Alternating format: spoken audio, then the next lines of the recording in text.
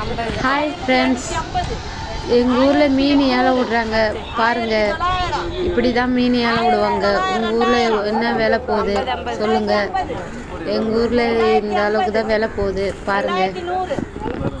2100, 2110, 2150, 2160, 2160, 2200, 10, 2210, 2210,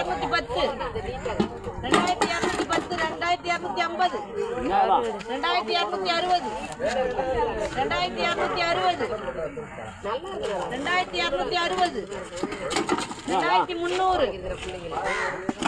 2300, 2310,